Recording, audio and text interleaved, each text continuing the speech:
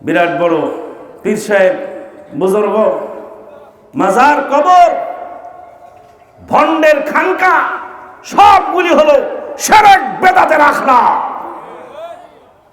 শিরক বেদাত দিয়ে কোনদিন সঠিক ইসলাম হয় না। ঈমান ও আকীদা নস্যাৎ করার জন্য, ঈমানকে ধ্বংস করার জন্য শিরক বেদাতের বাজার গরম করে রেখেছে। নানান ধরনের মাজার, নানান ধরনের ভণ্ড বাবা, নানান ধরনের মাঝভান্ডারি, নানান ধরনের ল্যাংটা ফকির দিয়ে গোটা দুনিয়াকে গারদ করে রেখেছে। সম্মানিত উপস্থিতি, এটা গেল ঈমান আকীদা নস্যাতের জন্য এই ধর্ম ব্যাপারীদের কাণ্ড।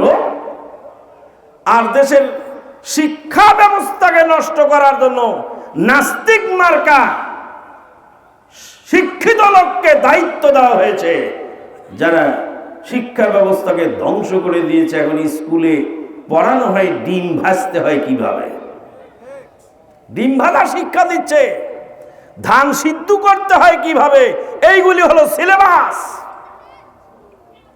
মেয়ের প্রথমে পিরিয়ড আসলে কিভাবে সে প্রোটেকশন দেবে, সেইগুলি স্কুলের সিলেবাস। যুগের পর যুগ ধরে দাদি নানিরা ডিম ভাজা শিখায়নি, আবার স্কুলে গিয়ে এখন ডিম ভাজা শিখতে হবে। এই হলো শিক্ষার অবস্থা। নাস্তিক তৈরির কারখানা, বস্তুবাদী শিক্ষা, যারই ফলশ্রুতিতে ঢাকা ইউনিভার্সিটির সর্বোচ্চ ব্যক্তি একজন প্রফেসর, তিনি বলছেন যে এই মহিলা বোরকা পরবে, সে যেন ঢাকা ইউনিভার্সিটিতে না ঢোকে। ভাবখানা দেখে মনে হয় ঢাকা ইউনিভার্সিটির পৈতৃক সম্পদ। সম্মানিত উপস্থিতি, আজকে আমাদের মেয়েদেরকে উলঙ্গ করতে চায় এরা পশু পাখি বানাতে চায় আমাদের এই মুসলিম সমাজকে। পোশাক আশাক খুলে ফেলে সভ্য হ, ভদ্র হ।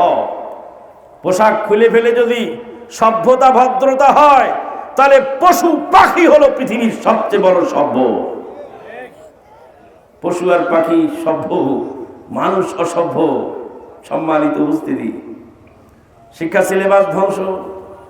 যে সমস্ত আলেম ওলামা আছেন, তারা কোরআন হাদিস পড়াশোনা করেছেন, মডেল মসজিদের ইমামের সম্মাননা যিনি পেলেন, তিনি হলেন একজন বেরেলভি আকীদার ভণ্ড তরিকাপন্থী।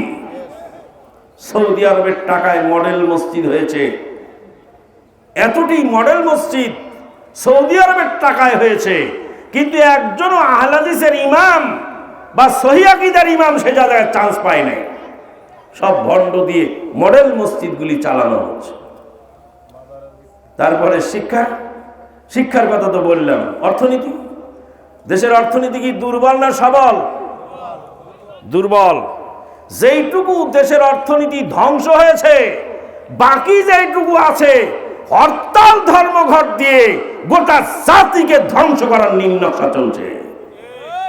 প্রতিদিন হরতাল হলে কত টাকা খরচ হয়, দেশের কি পরিমাণ ক্ষতি হয়, যারা হরতাল করে তারা জানে না। এরা দেশের হিতাকাঙ্ক্ষী?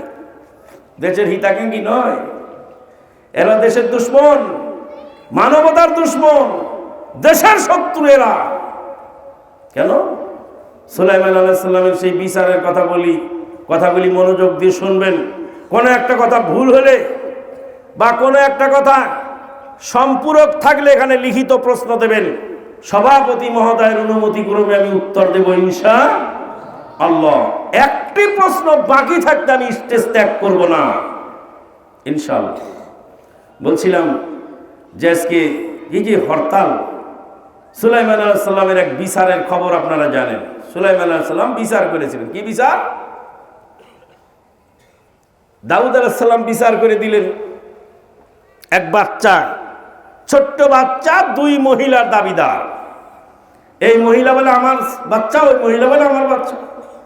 দুইজনের বাচ্চা এক জায়গায় ছিল, একজন একটা বাঘে নিয়ে গেছে আর একজন একটা রয়ে গেছে। এটা ঘটনা তো নাকি? এই ঘটনার হাদিসের গল্প এখানে শিক্ষণীয় আছে। আল্লাহ পাক বলেন ফাকসুসিল কাসাসা লাআল্লাহুম ইয়াতাযাক্কারুন, শিক্ষণীয় ঘটনাগুলি তাদেরকে শোনাও, সেখান থেকে তাদের শিক্ষণীয় বিষয় রয়েছে। সুলাইমান আলাইহিস সালামের বাবা দাউদ আলাইহিস সালাম দুইজন মহিলার বিবরণ শুনলেন। বাচ্চার অরিজিনাল মা যিনি, তিনি কথায় দুর্বল, আর ডাইনি মা যিনি দাবি করেছে আমার বাচ্চা বলে, মিথ্যুক সিটার মহিলা। এই সিটার মহিলা চাপাবাজ, তার ইনিয়ে বিনিয়ে কথা সাজিয়ে গুছিয়ে বলার অভ্যাস আছে। এমন করে গুছিয়ে বলল, সাজিয়ে বলল, দাউদ আলাইহিস সালাম বুঝতে পারলেন এরই বাচ্চা, এই হলো বাচ্চার মা। কিছু মহিলা আছে মেরেও যেতে, কেঁদেও যেতে, বড় কৌশল করে কথা কয়। সেই মহিলার কথা শুনে দাউদ আলাইহিস সালাম বুঝতে পারলেন বাচ্চাটা এই মহিলার। বাচ্চাটা দিয়ে দিলেন সেই মহিলাকে, মহিলা নিয়ে চলে যাচ্ছে। সুলাইমান আলাইহিস সালাম বুঝতে পারলেন বিচার ভুল হয়ে গেল, বাবার বিচার ঠিক হলো না। বাবার বিচার সংশোধন করার জন্য সুলাইমান আলাইহিস সালাম আব্বাকে বললেন, আব্বা আমাকে অনুমতি দিলে বিচারটা আমি সুন্দর করে আবার করে দিতাম। হাদিস থেকে বোঝা গেল বাপ যদি ভুল করে ছেলে সংশোধন করতে পারে। পীর সাহেব ভুল করলে মুরিদ সংশোধন করতে, ছাত্র ভুল করলে, শিক্ষক ভুল করলে ছাত্র সংশোধন করতে পারে। দাউদ আলাইহিস সালাম রানিং নবী, আর সুলাইমান আলাইহিস সালাম ভবিষ্যৎ নবী। সুলাইমান আলাইহিস সালাম ছেলে হয়ে বাপকে বললেন বিচারটা পুনরায় করতে চাই। দাউদ আলাইহিস সালাম বললেন বিচার পুনরায় করো দেখি। সুলাইমান আলাইহিস সালাম বললেন, জাল্লাদ বাচ্চাটাকে ফেরে দুই টুকরা করে দাও, দুই মহিলাকে ভাগ করে দিয়ে দেই, বিচার ফয়সালা হবে সুন্দর। ডাইনি মহিলা বলেন, সুলাইমান তাই করে দাও, বাচ্চাটা দুই ভাগে ভাগ করে দাও, আমাকে এক টুকরা দিয়ে দাও আর ওকে এক টুকরা দিয়ে দাও। ডাইনি মহিলার বুদ্ধি, আমারটা বাগে খাইছে আর ওরটা চাকুর তলে মরুক, আমারটা নাই ওরটা থাকবে কেন? এর নাম হলো হিংসা। অরিজিনাল মা বলছে, সুলাইমান তোমার আল্লাহর দোহাই লাগে, আমার কলেজার ধন নারী ছিঁড়া বাচ্চাকে কেটে দুই টুকরা করো না সুলাইমান, বাচ্চাটা ওকে দিয়ে দাও, ওর বাড়িতে গিয়ে আমার সোনার ধন বেঁচে থাকুক, আমার কলিজার টুকরা বেঁচে থাকুক ওর বাড়িতে জীবিত থাকলে তাও তো আমার সন্তানটা মারা গেল না, আমার ভাগের দরকার নেই, ওকেই দিয়ে দাও, তবু সন্তানটা বেঁচে যাক। হাদিস থেকে বোঝা গেল দেশের শত্রু তোমরা না হয়ে তোমরা যদি হিতাকাঙ্ক্ষী হতে তো বলতে যে প্রধানমন্ত্রী তোর ভাঙা নৌকা তুই নিজেই চালা, তোর ভাঙা নৌকা তুই চালা। এই উত্তাল সাগরে ভাঙা নৌকা চালাতে হলে কলিজা এত বড় লাগে, যেমন তেমন লালু হুলু এই ভাঙা দেশ চালাতে পারবে না। দেশটাকে ধ্বংস করার জন্য অপতৎপরতায় লিপ্ত হয়েছেন। আল্লাহ নবী সাল্লাল্লাহু আলাইহি ওয়াসাল্লাম হাদিসে বলেছেন, হাদিস শুনুন, শুনলে আশ্চর্য হয়ে যাবেন। আল্লাহ নবী বলেন, কথা কি বোঝা যায়? আল্লাহ নবী সাল্লাল্লাহু আলাইহি ওয়াসাল্লাম বলেন, আল্লাহ নবী বলেন, আল ঈমানু বিদউ ওয়া সাবউনা শু'বাতান ফাআফযালুহা কাউলু লা ইলাহা ইল্লাল্লাহ ওয়া আদনাহা ইমাতাতুল আযা আনিত তারিক ওয়াল হায়াউ শু'বাতুম মিনাল ঈমান।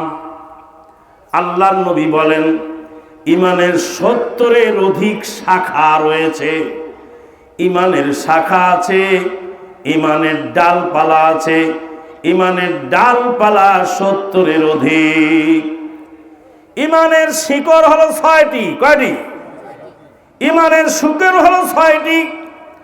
আমানতু বিল্লাহি ওয়া মালাইকাতিহি ওয়া কুতুবিহি ওয়া রুসুলিহি ওয়াল ইয়াউমিল আখিরি ওয়াল কদরি খাইরিহি ওয়া শাররিহি মিনাল্লাহি তাআলা।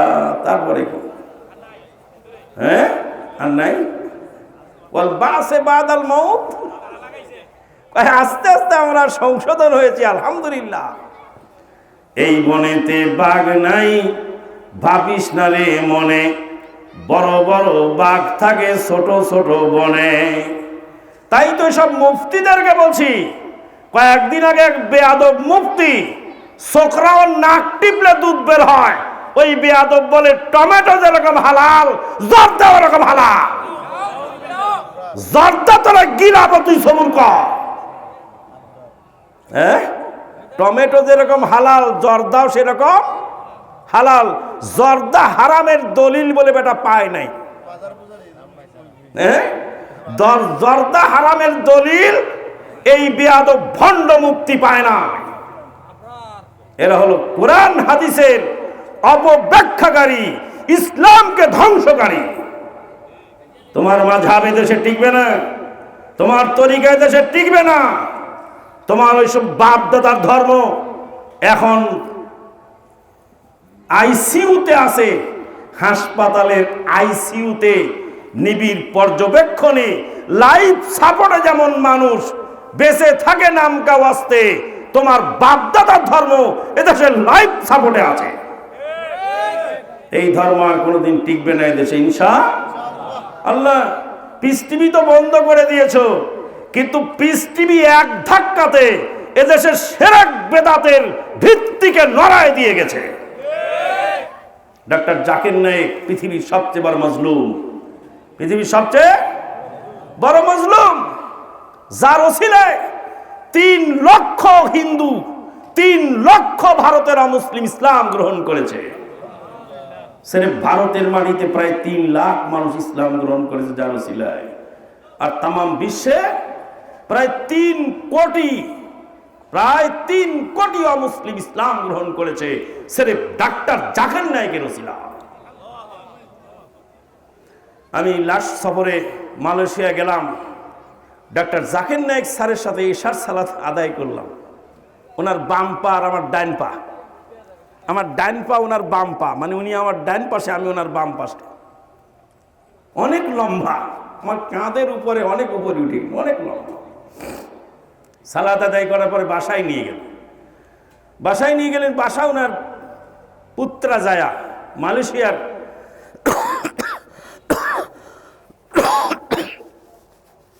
মালয়েশিয়ার আপনার সবচেয়ে কি বলে ওটাকে, ভিআইপি সিটি পুত্রাজায়া। সেই পুত্রাজায়াতে ওনার বাসস্থান।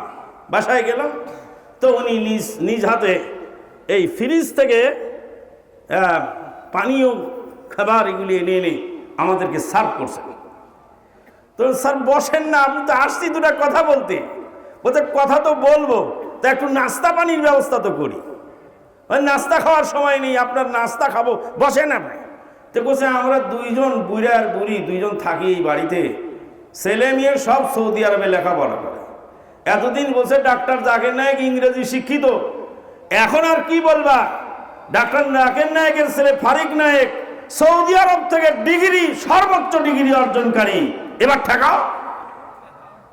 ধর্ম কি তোমার বাপের যে তুমি চালাতে পারবা, মাদ্রাসায় পড়ুয়া হুজুর ছাড়া কথা বলবে না? ধর্ম কি পৈতৃক সম্পদ? না, ইংরেজি শিক্ষিত লোকও পড়তে পারে। আমাকে একদিন এক মুফতি সাহেব ফোন দিয়ে বলছে,